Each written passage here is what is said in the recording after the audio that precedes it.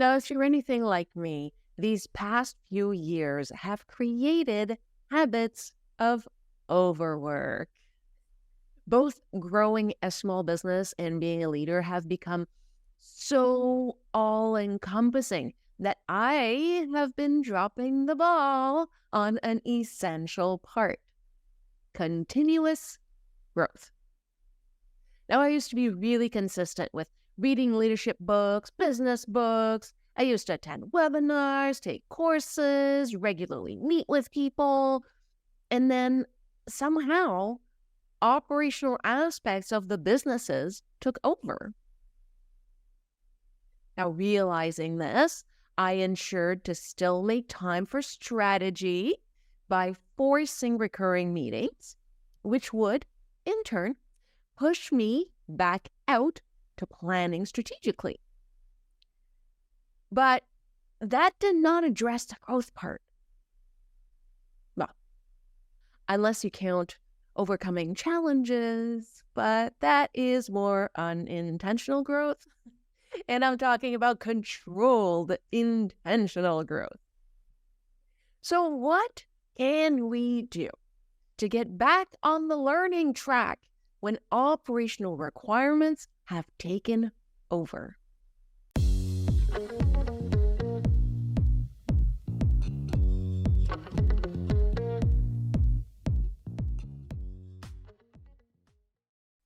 One thing that you can do is join a book club. Now, to be fair, when I told my husband that I joined a business book club, he looked at me incredulously and said, "You added one more thing to your plate? You're supposed to be removing things." Now, here's the thing. I love to read. And like I mentioned, I used to read all the time, every day. I used to carve out time to read, to learn new concepts, to open up my mind, to educate myself on various topics. And I can't really explain how, but somehow, some way, I just stopped doing that. Yeah, okay, sure, I read articles, I read, I don't know, LinkedIn posts, that kind of thing. But I wasn't actually reading books, full-length, deep-dive books. And that's something that I used to do before. And it's just something that was gradual. And over time, it just took over. And so I started more and more developing bad overwork habits. And in fact, it was so gradual that I didn't really notice it until I was asked what I was reading, because I'm always talking to other entrepreneurs, to other leaders. In my coaching business, I'm always talking to individuals and helping them navigate their own businesses. And so one of the questions that comes up is, what are you reading? And usually I would say, well, I'm reading this and I'm learning about blah, blah, blah. And so just kind of showing that, hey, even though I have a lot of experience, I too am still continuously learning. But when the last time somebody asked me that, I was like, I'm actually not reading anything. Well, that's not good. So I joined a business book club. And one of the things about that is that it created a lot of accountability. And what I found is that actually was not adding things, because I replaced the time that I used to just read whatever to intentionally reading these books, these business books. And so what I realized is that I was reading a lot of articles, but it wasn't particularly relevant to me. It was pretty much, well, whatever is just, showing up in my feed, whatever anybody just kind of sends my way, whatever is popping up in my email. Okay, I guess I'll read that. Well, that's not intentional. I'm not deepening some knowledge on something. Well, I guess, yeah, a little bit. But I mean, let's face it, the articles are usually very quick. And so there's something to help you maybe think about something so that you can go and learn more about that particular thing. So it's kind of usually just a surface idea that will inspire you to go deeper on a particular topic. And so Now I notice that, okay, I'm doing less of that, and now I'm actually reading books. And so I'm going much more in depth on particular topics, and it's much more cohesive because it's a book, right? And so this has really helped in continuing that growth, and it's much more intentional. And so therefore, I find that even though on the surface it may seem like it's taking more time, it's actually replacing time. So think about doing that. And the one thing that's really nice about the business, the club, because you could just say, okay, I'm going to read. But guess what's going to happen? If you haven't done it for a long time, I'm going to say you're highly likely going to struggle to stick to that schedule. But if you have a meeting, what are you going to do? Show up not having read it? Well, maybe you could, but I can't. It was like, I can't show up not having read the book. I have to have read the book. What if they ask me questions? My opinion, discussion with other people. I want to be able to contribute. I have to have read the book. So it has really forced me to do that. And so it creates that accountability, which is really, really great. And so now, again, I'm less skimming miscellaneous articles that happen to pop up. And now I am slowly recreating the habit of continuous deep learning. And at some point, hey, maybe I'll even propose some books that I'm itching to read. So that's a really great place to start. Another thing could be to supplement with implementational course or a workbook. Like, what do you mean? Well, let's say you have a particular task that you need to do, but you feel that, you know what, I really could master this better. Well, what if you took an implementational course? Or what if you found a workbook on it? And then you actually do your task, but you're learning while doing. And so if there's a way where you can implement the learning as you go along, moving a project at the same time that you're moving your learning forward, then it's like killing the two birds with one stone. And so that is a really great way, because not only are you learning new things, but by doing them immediately, you're actually integrating the material that much better, because you're figuring out the things that you thought you understood when you read it or watched a video, and then you're realizing, wait a minute, I don't quite understand what that was about.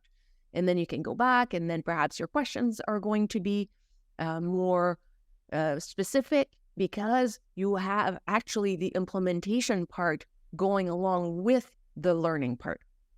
So that would be really, really great. And you could also, especially if it's something that's new to you, let's say you have another task and it's not so much about deepening deepening the knowledge, but it's about learning something new. Then again, by doing, then you really deepen that knowledge and you accelerate the learning, because although you're learning all these new concepts, you're doing immediately. And so right away, you're there figuring out, oh, this is how, and you can put together pieces much more quickly because you're doing it. And so concepts that on the surface may appear unrelated, and you're like, I don't quite get why they explain those two things together. Once you start doing it, you're like, that makes a ton of sense. I get it now.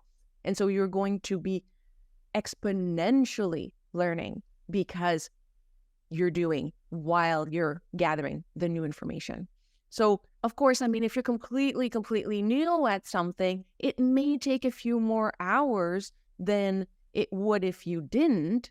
But, I mean, if you're completely new at it, having someone guide you is actually making you go faster.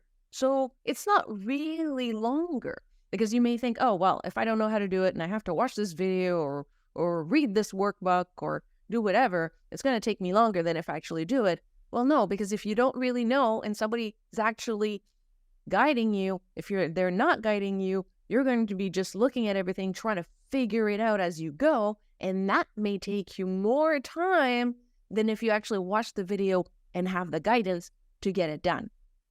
So on the surface, it may feel like, oh, this is just going to slow me down. But no, it will actually make it go faster. And I'm going to say, probably avoiding mistakes that we all do when we're learning something new. And we make these, I'm going to call it rookie mistakes, that probably following a course would help you avoid those. So although on the surface it looks like it's taking longer, it's probably not. So another thing that can really, really help with that growth mindset and that intentional learning, creating content like this right here, what I'm doing. And it doesn't have to be this, but it can be creating content like this. It can be writing a blog. It can be writing, I don't know, a workbook for one of your clients. It's something for the team. Just having to consistently, and I'm going to say consistence is really key here, especially if you're trying to rebuild that habit and you have fallen into overwork habits. That consistency of creating content is going to force you to think about concepts. I mean, when I do these things, I am constantly thinking, okay, how do I feel about this? What's my experience on this? What have I learned about these things? What could I pass along that would be helpful to someone who hasn't gone through these experiences potentially? And so in going through and thinking about my own learnings, thinking about my past experiences, thinking about the good, the bad, and the really, really bad, and thinking about the challenges, it really forces this regularly scheduled introspection, and it provides an opportunity to constantly be learning from these events, because I'm constantly growing and I'm not the same person I was like 10 years ago, or hey, I'm not even the same person I was a year ago. So I'm sure it's the same with you, or hopefully. And so at the end of the day, doing this really forces you. And you may be like, oh man, one more thing. But if you want to continue to be intentionally learning, intentionally growing, you have to figure out where you are. And you have to figure out what your strengths are and what you could use more help with. And this will help you do that. And another thing is that it helps you view things through a different lens. So for instance, when I think back about some situations that happened, 15 years ago, when I start analyzing with the knowledge that I have now, I view them differently because I have so much more experience. And so I am still learning from situations that happened a decade ago because I am looking at them through the lens of who I am today with the experience that I am today. And so that is a great way to continue to grow through that reflection. And it's actually a combination of the reflection and the explanation that is really magical. And it's how I convey the information in such a way that it will be beneficial to others. Or at least I try. So that effort can really provide new insights. And so just as an aside, to give you a little bit of context here, so I was actually the CEO of a software company called Quirky Bytes, and I was introduced to a concept called rubber ducking. And it was a developer that asked to have a rubber duck. And I was like, what are you talking about? And so I was told that it was from a story in the book, The Pragmatic Programmer. And so the general idea being that when a developer became stuck and needed to debug their code, they would force themselves to explain it to the rubber duck line by line. And so there's something in having to explain things that creates a new perspectives, even within ourselves. And they usually would come up with the solution in just having to verbalize it. There is something that happens that unlocks new insight. So consider that. So at the end of the day, let's not kid ourselves here. Deciding that we're going to break those bad overwork habits instantly just because we decided is highly unlikely to happen.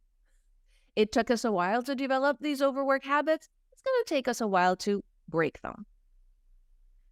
But if you can do that, like break them instantly, good for you. For the rest of us, like me, it takes me a few tries before it sticks. So if your first attempt fails, know that it is fine. Find the one thing that you did right and cling onto that and build from there. Maybe you read a chapter of a book. Well, hey, you know what? That's better than last month when you didn't read a chapter. And focus on progress, one step at a time. Keep coming back, keep trying, keep being intentional. In time, those healthy work habits will become just that, habits.